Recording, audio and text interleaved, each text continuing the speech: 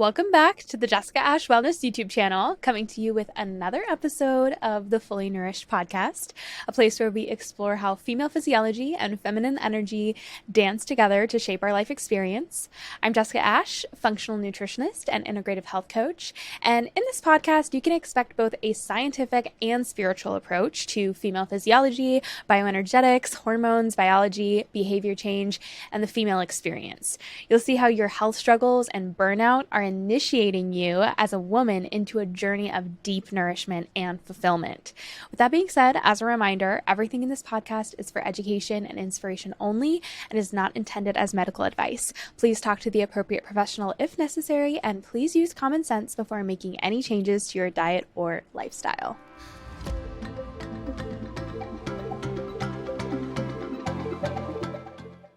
So if you get my What's the Tea emails on Sundays, I recently shared a few of my favorite summer recipes. And of course, watermelon sorbet has been on the repeat. It's so easy to make and it's freaking good, especially if you wait for the watermelon to get really ripe and then you just cut it into chunks. You put it on a cookie sheet to freeze and use a little parchment paper so that you can just easily unstick them. And then I just store the watermelon cubes in a Ziploc bag or a silicone bag and you blend it with water and lime juice, just enough water to get it to move in the blender. But then I took my summer kombucha obsession, because I always get obsessed with kombucha in the summer. I don't know what it is, just so good, so refreshing. And I think it's also because it's so rich in B12. For those of you that don't know, kombucha provides you, I think it's your whole recommended daily allowance of B12 in just one serving. I don't know. I just crave it so much in the summer. And so I took my favorite kombucha, my peach kombucha, and blended it with watermelon cubes and game over. Absolutely game over. That is what I'm drinking right now. And it's just so good, so refreshing, so delicious. I highly recommend you try it.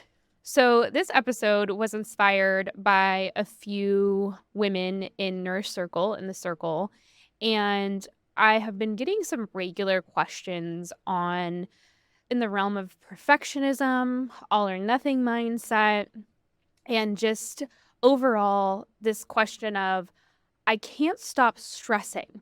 I know that I'm stressed. I know that I'm being a perfectionist. I know I'm being controlling, but for whatever reason, I just can't stop. How do you stop? How do you stop the stress? Give me some tips. Give me something. And I have personally been very transparent about how I used to be such a perfectionist, and I would definitely describe myself as type A individual, as a high achiever, as somebody who is always trying to give 130%. And that was my pattern of behavior the whole first 25 years of my life. And so I think this is why I often get this question of, how do you recover from being a perfectionist? How do you get over this? How do you overcome this? And I want to dive into what really changed my patterns of behavior, because sure, I could recommend to start to retrain your nervous system and regulate your nervous system and replenish your minerals and nourish your body. And all of those are steps, these kind of stepping stones, these building blocks. But for me, the puzzle pieces didn't really click into place until I started to really shift my perspective and understand the polarity of the mind, and also really dig deep into where my all or nothing mindset came from, where my perfectionism was rooted in, and also to stop really actually calling it perfectionism. I don't think that's the appropriate word for what is actually occurring, and to not look at it as something that you need to recover from, right? You'll always hear people say, I'm a recovering perfectionist, or something that you have to overcome, but instead really changing your relationship with your unique and beautiful and really powerful gifts. And so this episode is probably going to be split into two parts. We'll see when we get into the thick of it, but most likely this is going to be a two-parter. And we'll dive into what repatterning an all or nothing mindset looks like. We'll dig into perfectionism. We'll dig into some of the underlying people pleasing that's a part of it. And then I also really want to teach you about the fundamentals of the polarity of the mind, or the masculine and feminine aspects of the mind.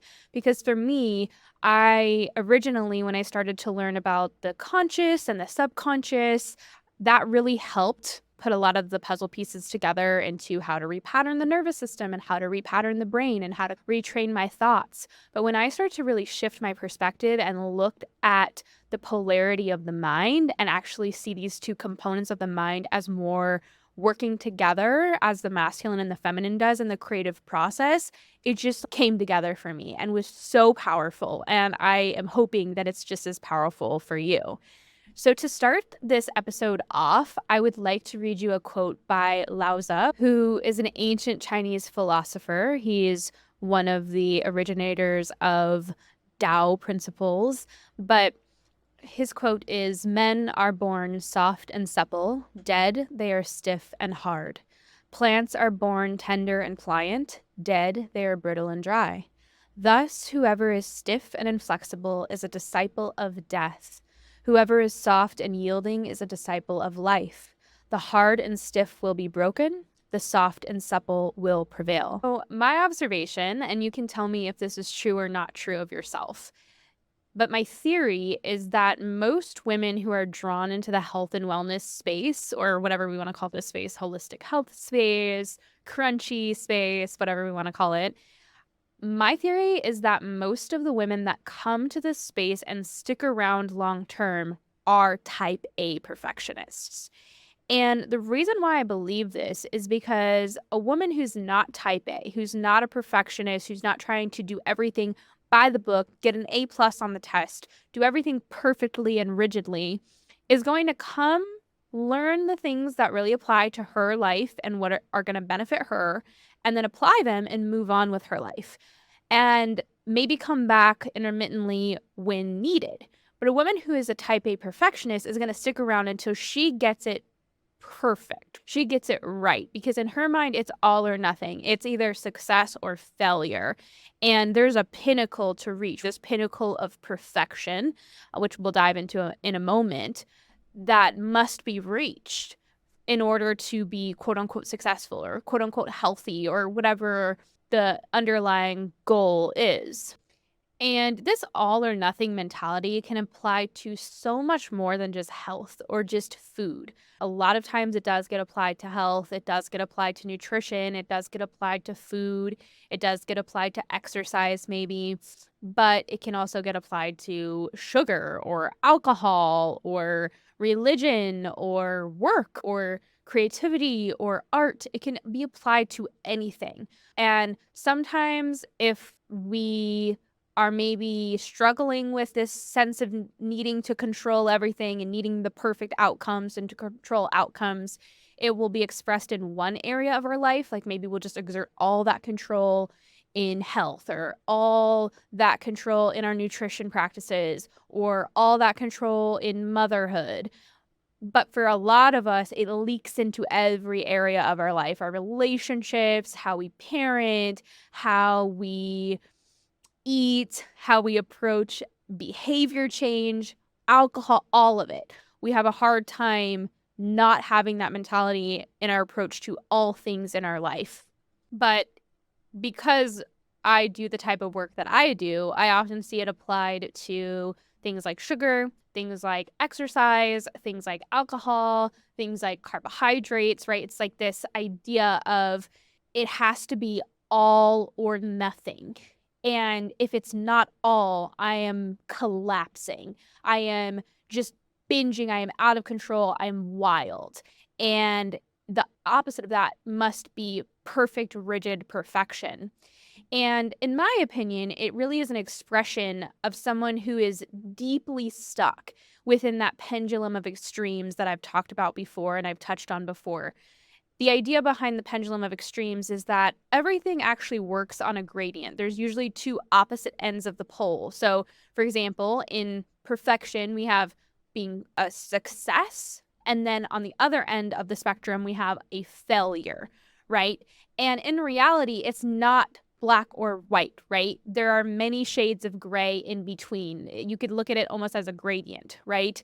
Where there are many different aspects of where does success end and failure begin, right? Because success is just the absence of failure, and failure is the absence of success. And so if you looked at everything as a gradient, you would see, okay, where actually in my definition, in my mind, does failure end and success begin? And you can apply this to all or nothing. If one end of the spectrum was all and one end of the spectrum is nothing, where does nothing end and all begin? Where does all end and nothing begin? You have most likely never defined that point for yourself. And so in your mind, from your perspective or your perception, is that you either swing between success and failure. You either swing between all or nothing, and you don't recognize that it's a gradient. At a deeper root of that, it is a black or white mentality. It's a symptom of mental rigidity or mental inflexibility that is at the root of this behavior or this perspective.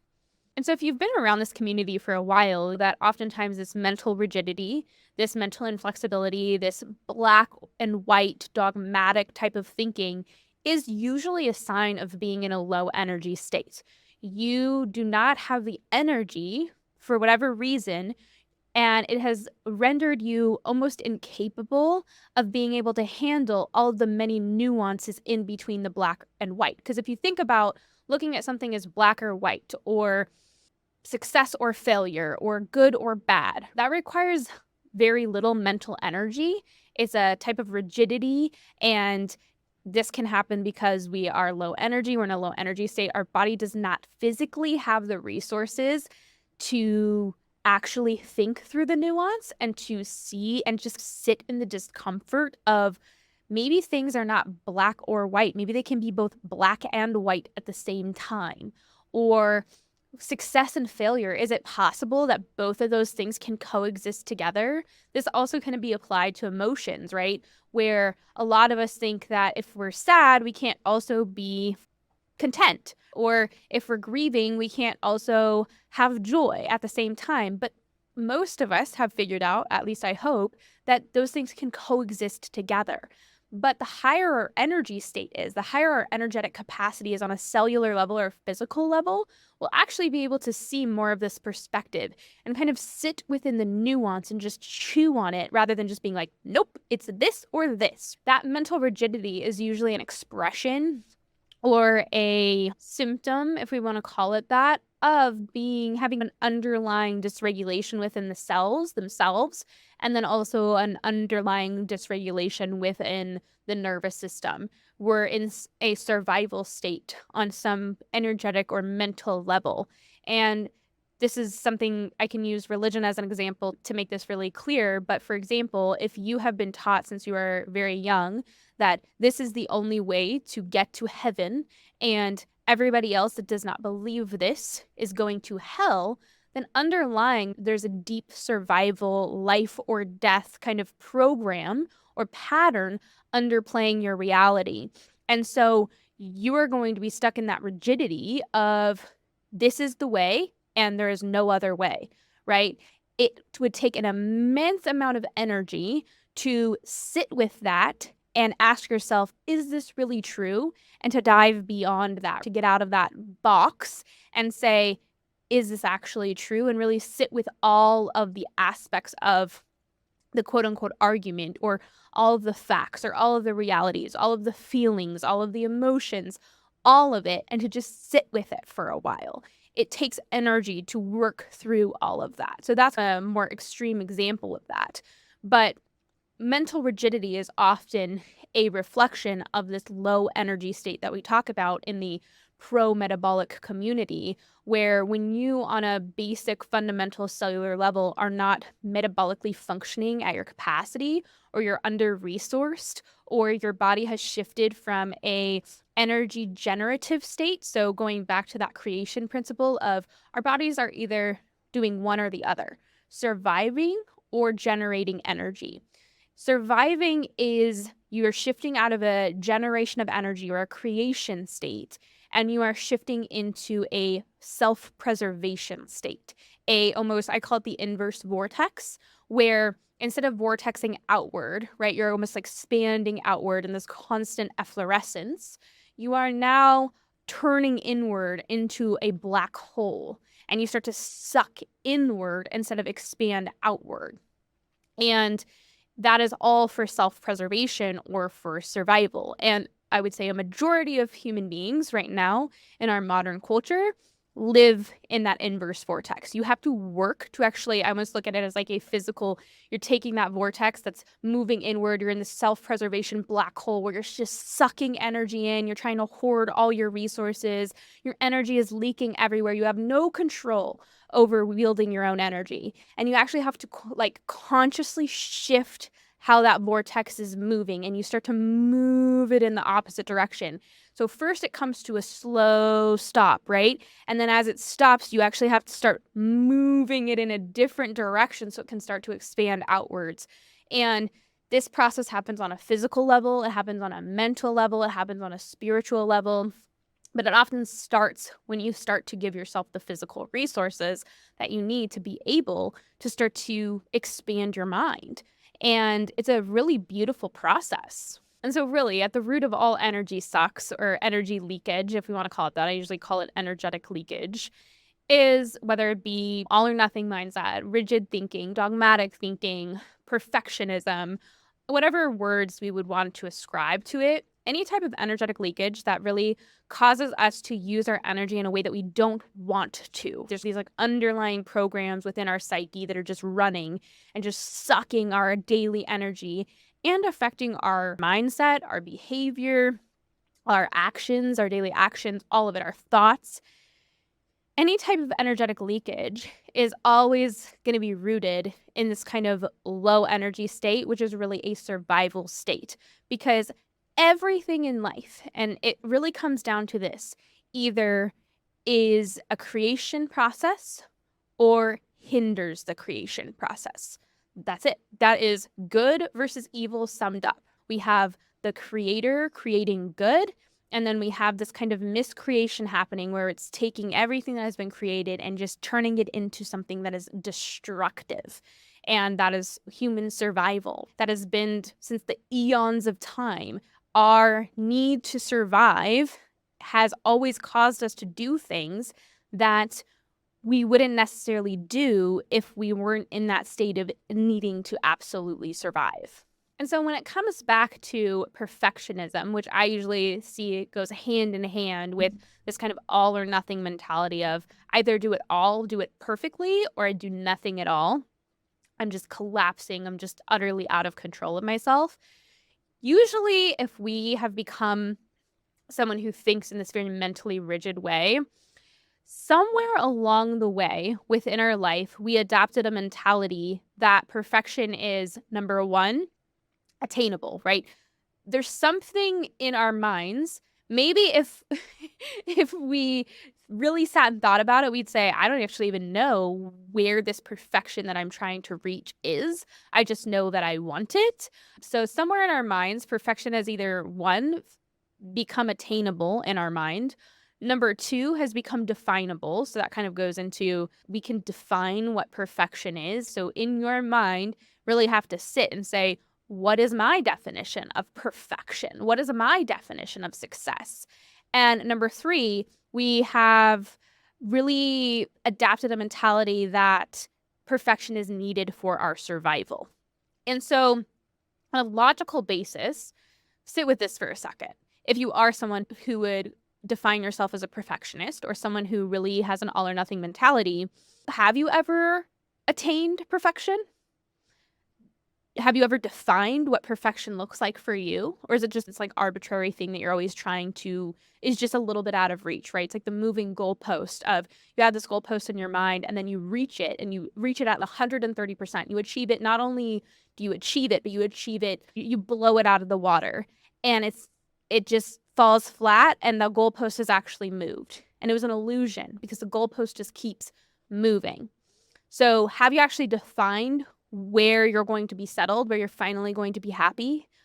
And then number three, who taught you that it was needed for survival? Who taught you that this unattainable reality that you have been chasing in your head, this unattainable reality, that this moving goalpost, this illusion, it's like an oasis in the middle of the desert. You run to it's a mirage, and then you reach it and it's just desert. The sand just falls through your fingers. Who taught you that it was needed for survival? Was that something that you have acquired, assumed in your lifetime? Is it something that you learned? Think about it for a second. Where did this belief come from? Who defines what perfection is to you? You? Someone else? What does it look like once it's attained? Have you even visualized it? Have you even imagined it? Is it a feeling that you're after? What is it? And is it really a matter of survival? Is it really a matter of life or death? Or is that somebody else's belief system that you have taken on as your own? These are really important questions that we need to ask ourselves. If we are finding that our perfectionistic tendencies, or so-called perfectionism, because I don't necessarily think that's the best the best term for what's actually happening, if this mentality is making us miserable, if this mentality is leading to constant energetic leakage, no matter what we do, no matter what it is, it's never good enough, and it's making us miserable. It's hurting our health, it's hurting our family. We need to get real with ourselves. We need to take personal responsibility and start asking these really important questions and face ourselves, face the darkest shadows of ourselves. There's nothing scary there. It's like opening up the closet or looking under the bed and shining a flashlight and saying, there's nothing there.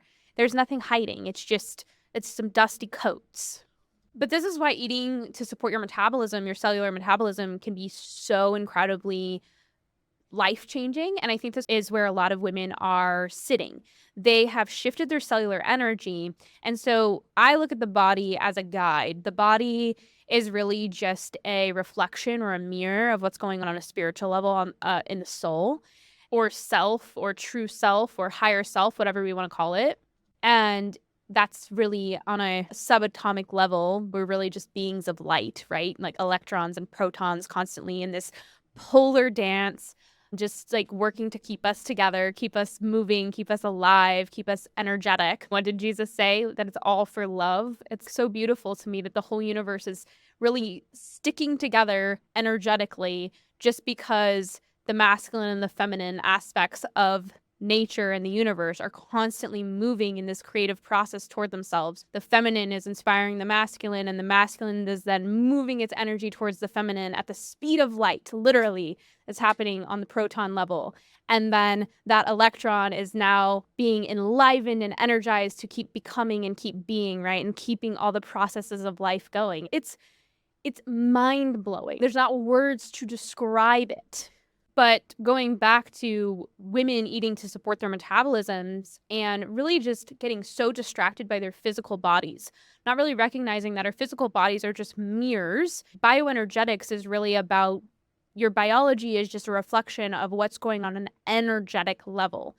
And so women right now are hitting this ceiling where they keep chasing their tail or playing what I've often called symptom whack-a-mole, where because their body is now reflecting that their soul or their spirit or their self, whatever we want to call it, is ready to rise or ready to change, ready to shift beyond, to expand, because as women, especially the feminine, has a constant, not only ability, but need to expand, this kind of constant blooming or efflorescence, right? Even our bodies on a physiological level are reflecting these creation, generation, regeneration cycles, right? This kind of life, death, rebirth cycle, these seasonal cycles are happening on a menstrual cycle level, a moon level, a seasonal level. We have cycles within cycles going on, and it's all reflecting this process that is taking place on a subatomic level within the atom.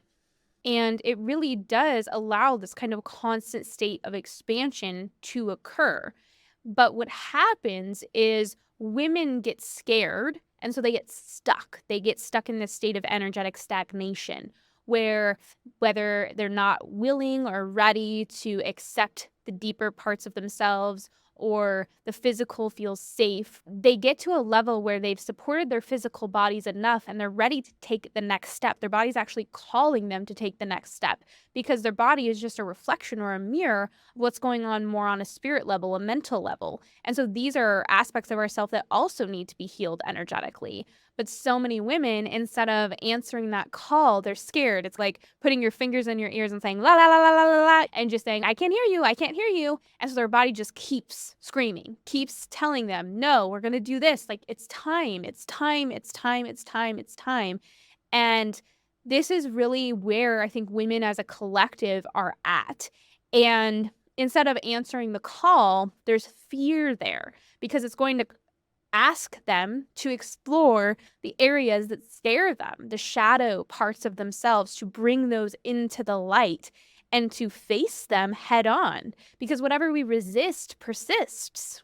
I truly believe that this is a time for so much awakening to occur, the end of days in so many different mythologies, not just the Judeo-Christian scriptures, but in most histories and mythologies across many different cultures, across many spans of time, always called the last days the revelation, right? What is being revealed? Wisdom, truth, philosophia, the love of wisdom. Throughout, if you've ever read the Judeo-Christian scriptures, that wisdom is always talked about as a she, a wisdom and understanding, and she loves those that love her. Read Proverbs 8. It's this idea that there's this constant kind of unfolding occurring, and the feminine is always at the beginning of everything, because we have been brainwashed to believe the masculine is the leader, and until the masculine leads, the feminine can't follow. But what came before the masculine? What inspires the masculine? Well, it's the feminine, right? It's the silence, it's the thought, it's the void, right? But I'm getting a little bit ahead of myself. All of that to say is that when we start to be made aware of things, it is time to face them. It is not time to say, I'm broken and I need to be fixed. What can I do to fix this? What can I do to rescue me here? This is for us to sit in our feminine silence and to sit with the discomfort and to face the parts of ourselves that make us incredibly uncomfortable. This is the feminine strength, right? The softness, the expansiveness, the ability to hold space. We take personal responsibility for our bullshit. That's what the feminine should do. We don't live in a culture where that's very much encouraged, right? Women are supposed to get away with everything. Poor little me. I pull the weak card when it works for me. And then when it doesn't, I want to control everything around me and make everyone else's life a living hell. But that is not how the healthy feminine actually interacts. But when we start to ask those questions about the all or nothing mentality and perfectionism, when we start to ask, what does it look like to us to actually attain this perfection that we're after? Have we even defined it? And where did we determine that this perfection or this all or nothing was needed for survival? When we start actually asking those questions, we start to realize that the term perfectionism is not really what it's about, and it should really be called something else. Because in reality, most of us will admit that we don't think it's attainable. It's a moving goalpost that can never be attained. It's a deep dissatisfaction within ourselves. It's a deep hunger, this energetic leakage, right? This energetic hunger where nothing is ever good enough. We could hit the goalpost that we set for ourselves and we could hit it at 130%. We could blow it out of the park. And coming down from that would be like, it was not good enough. Like, I could have done this better. So that shows us that it's more of a mindset. It's more of a thought process. We've never actually defined it for ourselves. So somebody else has most likely defined what this arbitrary idea of all is, this arbitrary idea of perfection is. And then we also don't need to be perfect to survive, because obviously there are many people that are not perfect. 100% of people actually are not perfect, and we all are surviving. And so all of those things really actually come down to, honestly, and this is just my opinion, it's often rooted in people pleasing. It is often rooted in a form of control or manipulation of people's view, image, or opinion of you. You have at some point in your life learned to value this illusion that you can manipulate or control other people's view or image or opinion of you. That's what people pleasing is. Because it's not for you. And it's not for them, because you can't make other people happy. Only other people can make themselves happy. Happiness, contentment, peace are all states of a being. They are choices. They are not things that happen to us. And so if we can start to admit to ourselves that, okay, maybe it's possible that I'm holding somebody else's view of success as my own. Somebody somewhere along the way convinced me that success was this, and then I took that within myself as my own view of success. But that is why every time I reach that, I don't feel satisfied. I don't feel fulfilled because that is not what success means to me, to myself. I've never actually defined it for myself.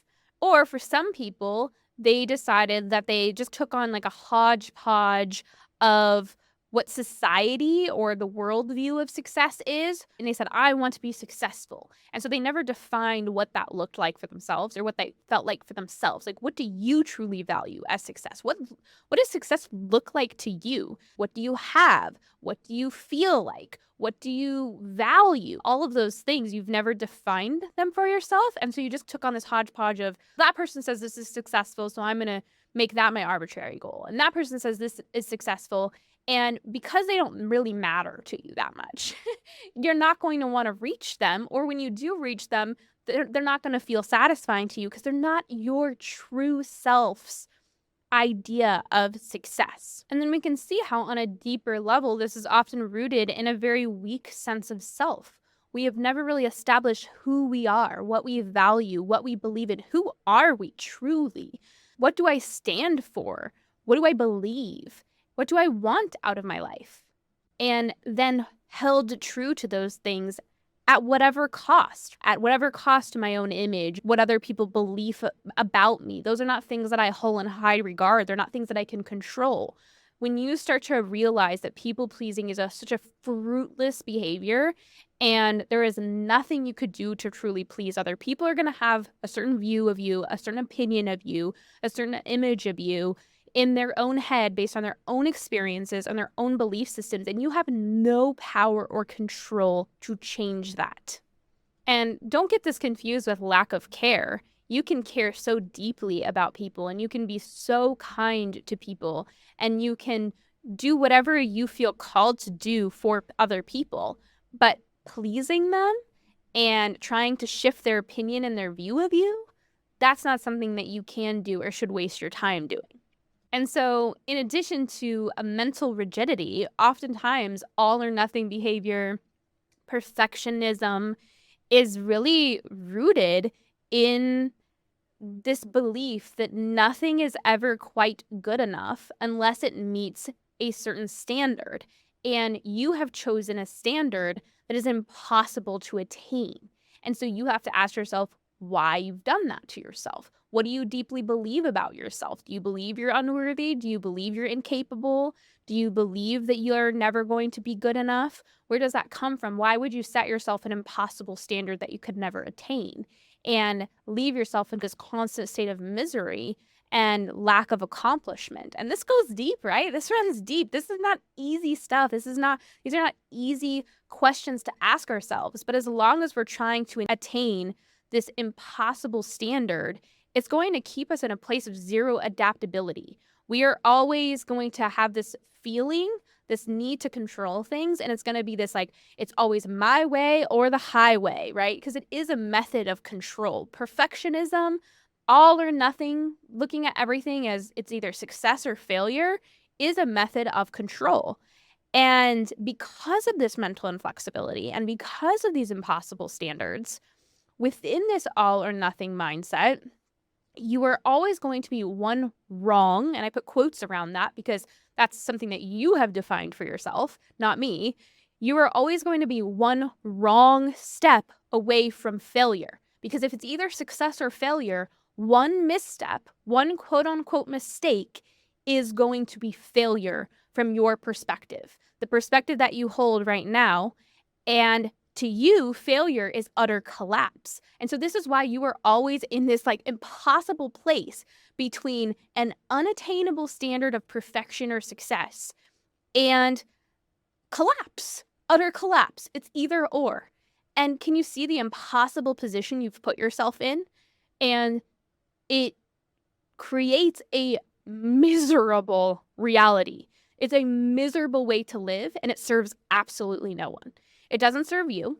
It doesn't serve the people around you. It doesn't serve your family. It doesn't serve one person.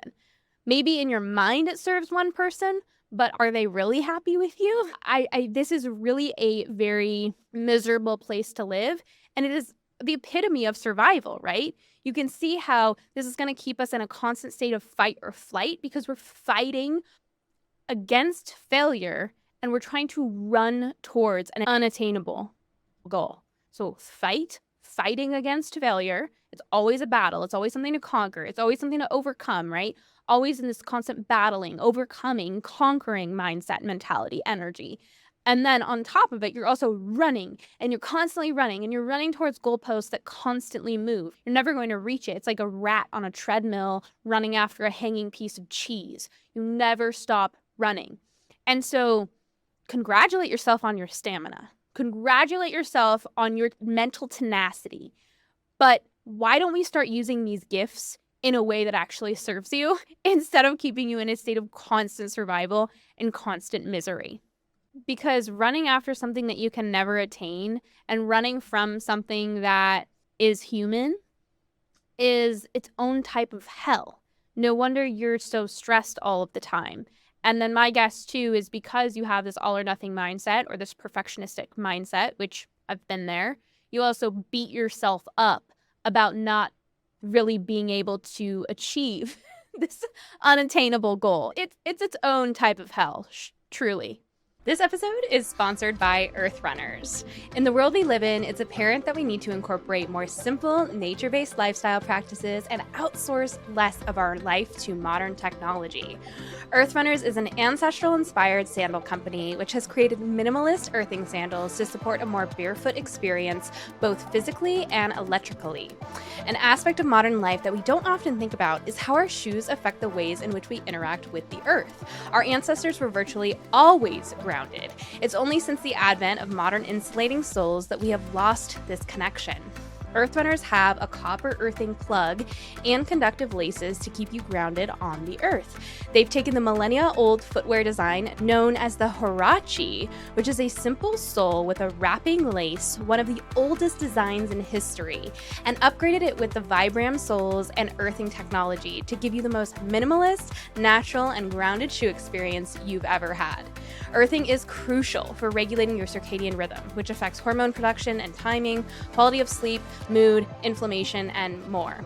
I've personally been wearing Earth Runners as my main shoe since about 2019, and I love the minimalist sole for a healthy full range of foot movement, which has improved everything in my biomechanics upstream.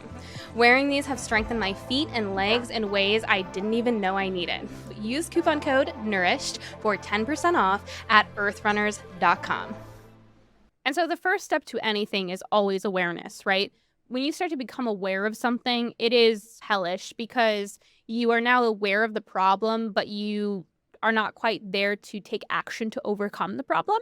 And that's because action is always the last step in any type of creative process or idea process or behavior change process. Action is always the last step. You'll always hear that action is the first step, but actually action is always the last step. And we'll get into why that is.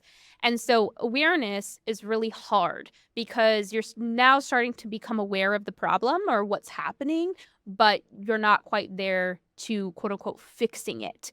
And this is where a lot of times women will make the mistake. But let's start looking at where we can start to make mistakes as we become more aware of what's going on. And the first one is when you start to look at your perfectionism, and we're using that term loosely because that is really what society calls it. But I'm hoping as we dig deeper and deeper, we can start to reframe what that really is. What are our true giftings? And we have termed it perfectionism, but what really is it?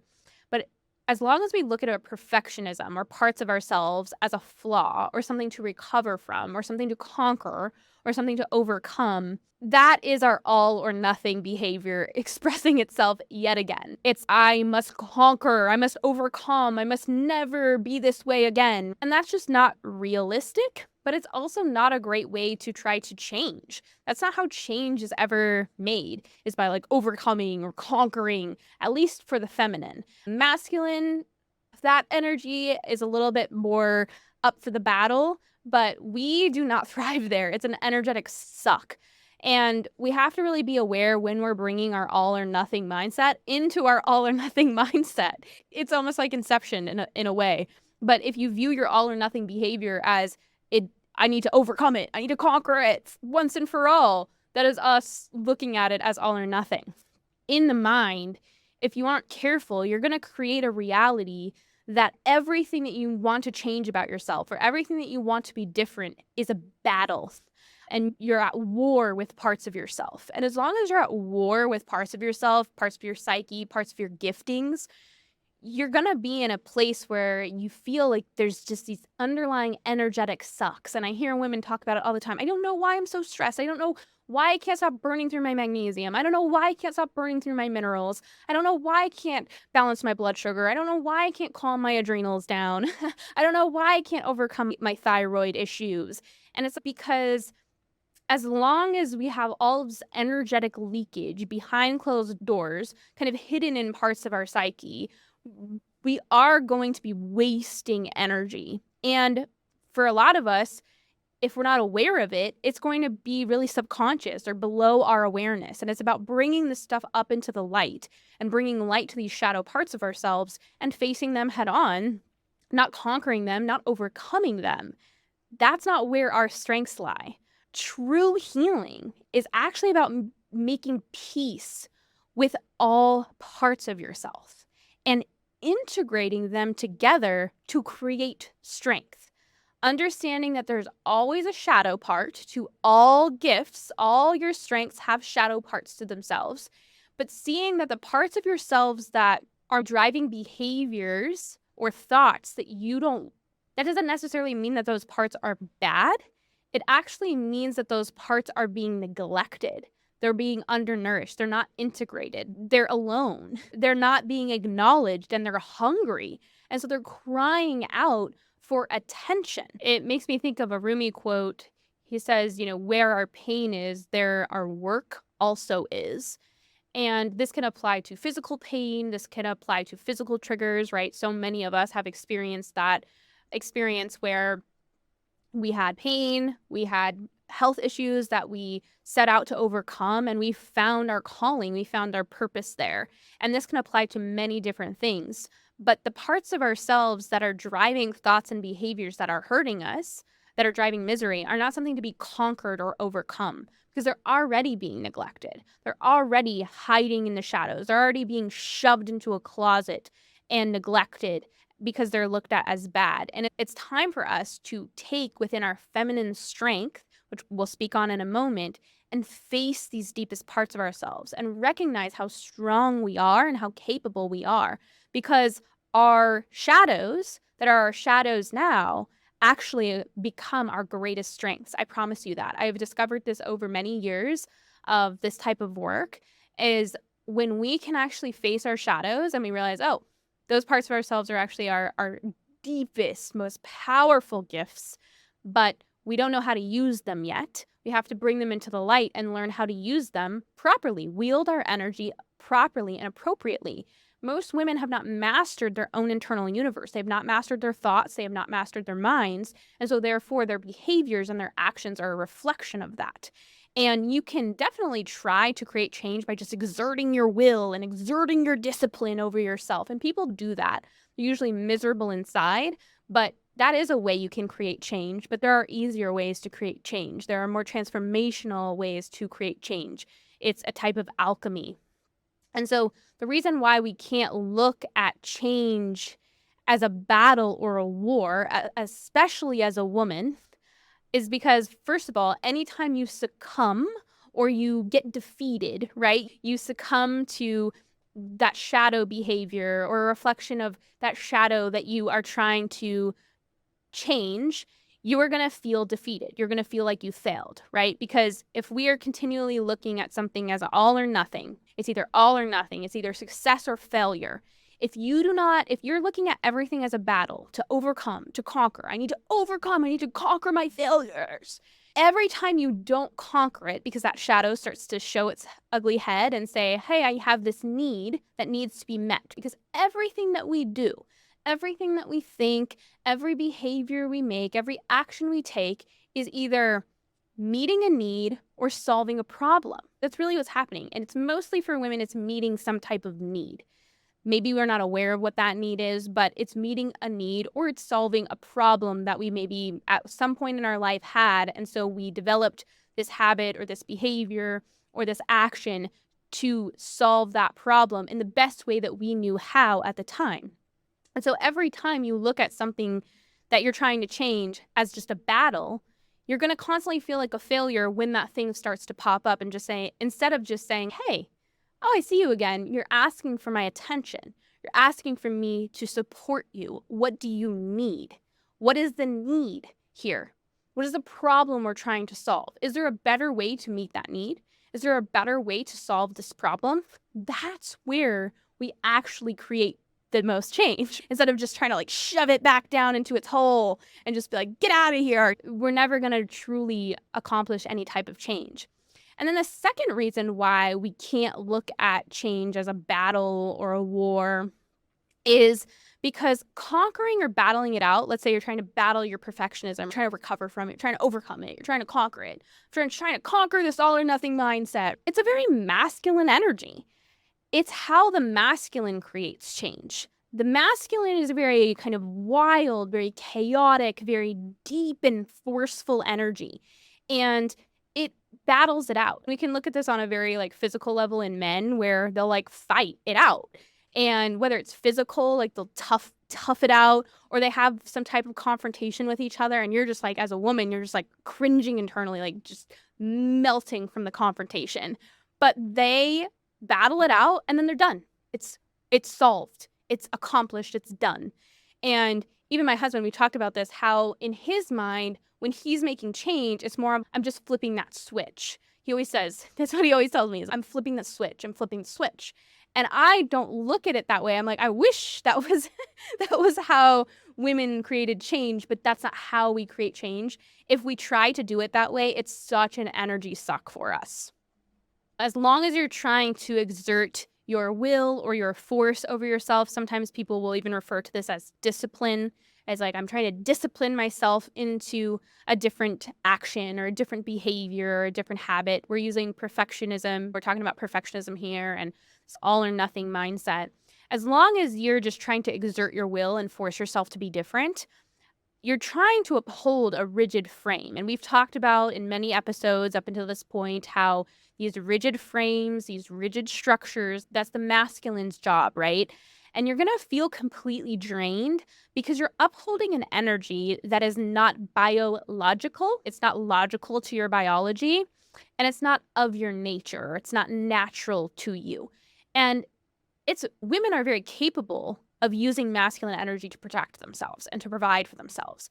But holding and staying within that state, it's like holding up a suit of armor. It becomes very tiring very quickly. You're exerting so much energy very quickly, and eventually you get very drained, or your feminine starts to get really starved. And then your masculine starts to feel more natural to you because you become addicted to the hormones, right? The adrenaline, the cortisol, the testosterone, and you get used to what it feels like to lead with your masculine energy. And in doing that, you're really setting yourself up for failure because you are not biologically designed to energetically hold up such a rigid mentality about life and really your own existence. You're trying to keep everything very black and white, very dogmatic, it's either this or this. And this is why you feel like you are constantly, quote unquote, and I'm putting quotes around this because you're not a failure, but you feel like you're a failure.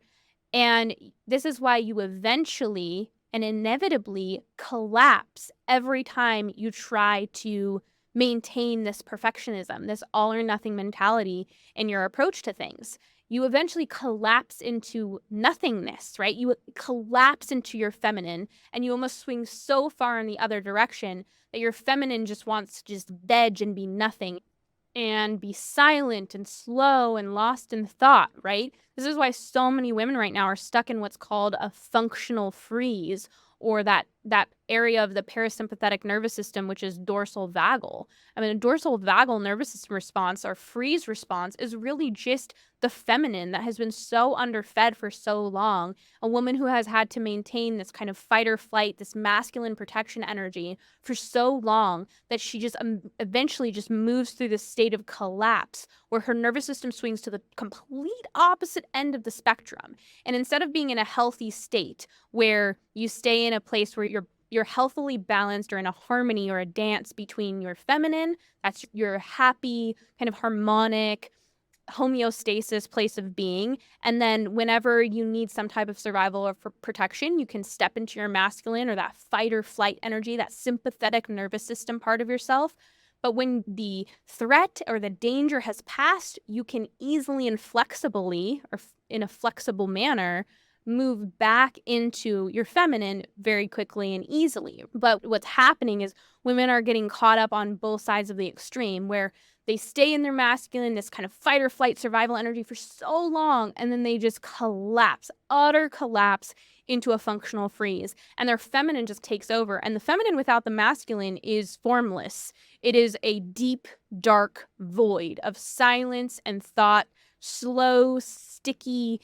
It makes you just feel stuck in it. And that's why we need a little bit of that yang energy to get that yin moving. That yin can be really sluggish and slow, and that can be a part of the healing journey, right? There's no wrong or right. Some women absolutely need to drop into that functional freeze for a while to just rejuvenate themselves and to get back into a healthy and harmonic state of being. But a lot of times they stay there, not understanding that it's not either or. It's not survival, fight or flight, survival of the fittest, masculine energy, or this extreme feminine. It's a harmony between the two. It's a dance. They feed each other. They work together in this very harmonic creative process. The feminine inspires the masculine, and the masculine waits until the correct moment, and then it directs all its energy, all its force, all its will at the feminine, gives her everything she needs, provides for it. And then the feminine takes that and receives that, and then takes her state of being and lets that being become becoming. So being and becoming are kind of the two parts of the feminine. You'll often hear that the masculine is the doing and the feminine is the being, and that's true. But I also like to look at the feminine as a state of becoming as well, because the feminine doesn't just be. That's her original state, but she also becomes, right? She's the active creative. She's the active creator. The masculine is truly pretty passive until it's inspired by the feminine into action and into motion. And so as long as you define what you're running toward, which is perfection, right? If you are somebody that would classify yourself as all or nothing, a perfectionist, right? It's either perfection or failure. If you are defining what you're running toward, which is perfection, by what you're running from, which is failure, right? So to you, perfection is only attained when you are no longer a failure, when you no longer make any mistakes, you no longer learn any lessons, you no longer are human. That is what perfection is. As long as you define what you're running towards as what you're running from, and this can apply in so many different ways, right? So many women start to define what success is by running from their health issues, or it's as I am just trying to run from hormonal imbalances, or I'm trying to run from autoimmunity, or I'm trying to run from PCOS, or whatever it might be. Instead of defining what am I actually moving toward, what is my ultimate vision, my wildest dreams, what I need to define it for myself. I need to make it attainable. What is it? And use the gift you have of imagination. It's one of the feminine gifts, is your gift of imagination. It's part of feminine wisdom. And when you can start actually defining things for yourself very clearly, you will start to be like, oh my gosh, what was I doing before? Because what I have learned diving into the quantum physics realm, the metaphysical, the subatomic, whatever you want to call it, but really diving into how quantum physics works. And so that's the world around us on the energetic level, what's happening. You start to realize that everyone's reality is a projection of their own mind, truly. Anything physical is really just a mirrored image or a fruition of what was determined energetically some time ago. And so some great books about this that you can start to read if you're really interested in this are, Jessica, that sounds crazy. It's scientifically proven. It's not something that is woo anymore. And it's mostly proven in the kind of quantum physics realm. I love the book called, what is it called? A Happy Pocket Full of Money. It's by a man named David Gahandi. It's not just about money. It really introduces you to all of these principles in a very helpful way. All of Joe Dispenza's work is really great. There's a YouTube channel called After School, SKOOL, that has some really great kind of animated videos that makes it really simple and easy to digest. His books, Becoming Superhuman and Breaking the Habit of Being Yourself, is really great. Even Bruce Lipton's book, The Biology of Belief, is an incredible book to read. But when you start to really understand that life is for you. I know a lot of people get their panties in a wad when I say that. They're like, you're telling people to be their own God, Jessica. No, I'm not. God is the creator of the universe that you live in. This universe is perfect in order. It has specific laws that it follows. It's very ordered. Your desire for perfection is not wrong. Your desire for perfect is not wrong. That is your desire for God coming out. That is your desire for his order, his law, what is put forth in his universe. That desire, nothing is wrong about that. That's a beautiful desire. But what has happened is instead of learning how the universe works, how these perfect laws and order work, you have allowed your mind to run rampant, run wild. You have no control over your own internal universe. And everything in your reality is an extension of the deepest parts of your mind. If you want them to change, if you want your reality to change, you have to change your thoughts. You have to change your mind. And this is why I'm so passionate about teaching you about the concepts of polarity, or even deeper, it's the principle of gender or generation or creation, this constant harmony or harmonic that's going on between the masculine and the feminine aspects of nature, which are really just two aspects of God coming together to bring things into fruition. Everything in the universe follows this law, right? When it says that we are made in the image of God, we are co-creators. We are creators. God delights in us taking part in his universe, in his mind, in this beautiful image of his imagination. And we can't create from nothing as he can, right? He can create images and they become physical reality. Everything around us, ourselves included, exists within the mind of God. Everything within this universe is ordered. There are laws, and everyone lives by those laws, whether they acknowledge it or not. But if you learn the laws and you use the laws, you can use them to your advantage. Everyone in God's universe is on an equal playing field. It's just up to us to want to partake and be co-creators. We're co-creators regardless of if we acknowledge it or not. However, as sons and daughters, we are asked to partake. If you had a child, wouldn't you want them to use what you had created to the best of their ability to make the life for themselves that they would like to? It's as simple as that. And so if your conscious mind is creating the story for your subconscious mind, that you are weak, you are undisciplined, you are a failure, you are broken, you are fill in the blank, right? Because the I am language, anytime you say I am, fill in the blank, I am a sinner, I am a this, I am a that, you are creating that. You are setting that into motion. Your conscious mind is inspired, because your conscious mind is your masculine mind, is inspired by your subconscious mind, your self, your feminine mind, right? Your feminine mind is always sitting there in the background. You have no conscious control over it except for your thoughts and your words. It is your sense of self. It is your state of being, right? And your conscious mind is your state of doing. Your conscious mind does very little for you, and it should be pretty passive. But most of us have allowed ourselves to have our conscious mind become 100% of our thoughts and behaviors and actions. We keep it in constant motion, and it destroys us. we start to get confused that our mind, our conscious mind, is our self. And they're actually two different things. And when you can learn this and when you can separate it, you can use it to your advantage. And so we need to be very careful about what those I am statements are, because that is what seeds the feminine. And then that is going to inspire your conscious mind, your masculine mind, your actions and your behaviors and your habits. And this is really that state of devotion versus discipline. The feminine is inspired in a state of devotion. Discipline is uninspiring to the feminine. And when you start to see this polarity, you really start to have a little bit more control over your mind. And that is really the beginning of change.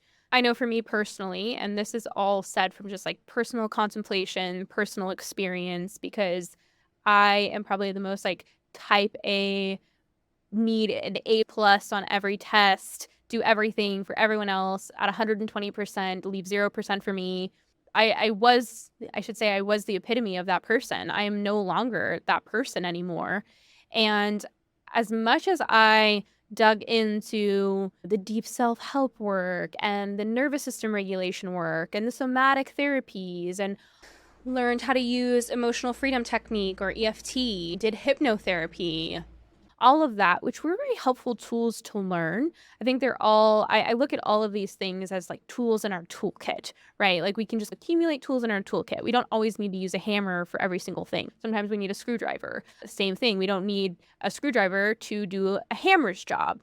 But I have really started to realize that if we don't understand survival physiology on a cellular level, like a nutrient level, stress physiology, and we don't understand the laws of the universe, especially this polarity between the masculine and the feminine, a lot of stuff just falls very flat.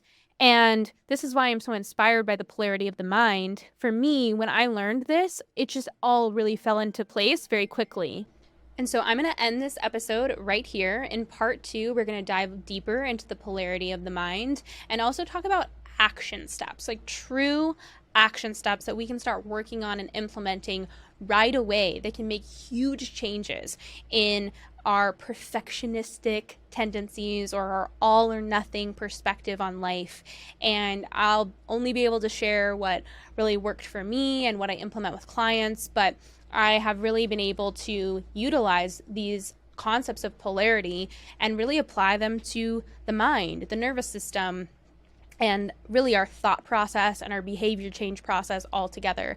How we actually get to a place where our habits change and our behaviors change and our actions change, and how we can inspire that in a way that's really aligned with how the universe works. Wait, before you go, I just want to let you know that I want your questions, topics, and guest requests. I rely on your feedback so I can create episodes that are inspired by you. Make sure to visit the form in the show notes to submit any questions you'd like me to feature in coming episodes. If any links or resources were discussed today, they are always included in the show notes, which are linked in the description box below. If you enjoyed the episode and want to support this podcast, please share about it with others, share about it on social media, or like this video and subscribe to the channel.